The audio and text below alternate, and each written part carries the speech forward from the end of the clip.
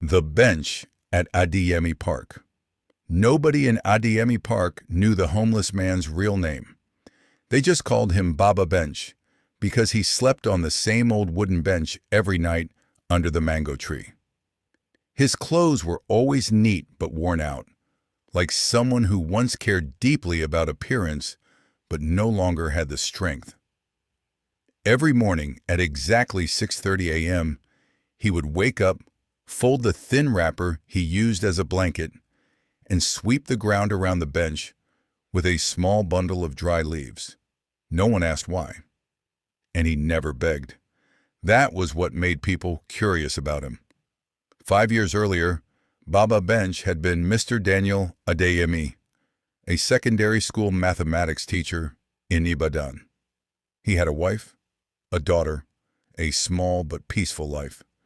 Then tragedy came like a storm that refused to pass. First, his wife died after a brief illness. Then the school where he worked shut down. Debt followed. Depression followed. Alcohol followed. Within 2 years, Daniel lost everything, including the relationship with his only daughter, who left to live with relatives in Lagos. Shame kept him from looking for her. Life pushed him to the streets. One rainy Tuesday afternoon, the park was almost empty. Daniel sat on his bench, shivering slightly. He hadn't eaten since the previous day. A small boy, no older than 8, walked up to him, holding a nylon bag. "Sir," the boy said nervously, "my mom said I should give you this." Inside the bag was hot rice, stew, and a bottle of water. Daniel looked up. Across the road stood a woman beside a small roadside food stall, pretending to arrange plates. She didn't look at him directly. He nodded slowly. That was the first time in months someone had seen him as a human being. The next day, the boy returned. Then, the next day. And the next. For 2 weeks. Daniel began to sit up straighter when he saw the boy coming. Sometimes he even smiled. One evening, the woman finally walked across the road herself. "You used to be a teacher," she said. Daniel froze. "How did you know?" She smiled gently.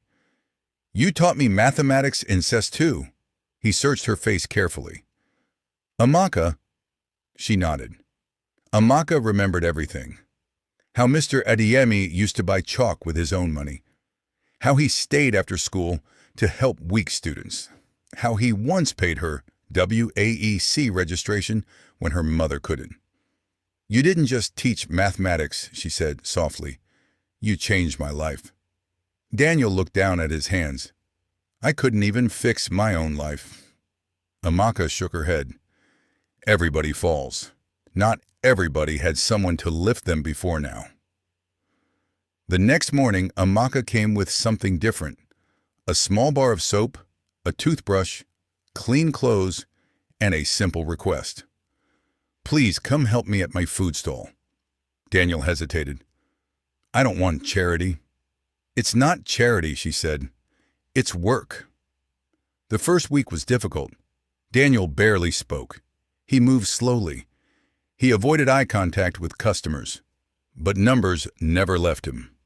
Soon, he was helping Amaka calculate daily sales faster than a calculator. Then he began organizing her expenses. Then he suggested ways to reduce waste. 3 months later, the small stall became a proper roadside restaurant. 6 months later, Amaka registered the business officially. And Daniel no longer slept on the bench in Adeyemi Park. One evening, as they closed the shop, Amaka handed him an envelope. Inside was a letter and a phone number. "I found your daughter," she said. Daniel's hands trembled so badly he couldn't open the letter immediately. "She never stopped looking for you," Amaka added. Tears fell silently down his face. A year later, Adeyemi Park looked the same. Same mango tree, same wooden bench. But now, every Saturday morning, an older man in clean clothes sat on that bench, teaching free mathematics lessons to children. Beside him was a small sign. "Free lessons. Kindness brought me back. pass it on. And sometimes, when nobody noticed, he would whisper a quiet prayer of gratitude for a plate of rice, a former student, and help that came from the most unexpected place. A little art of kindness can change everything.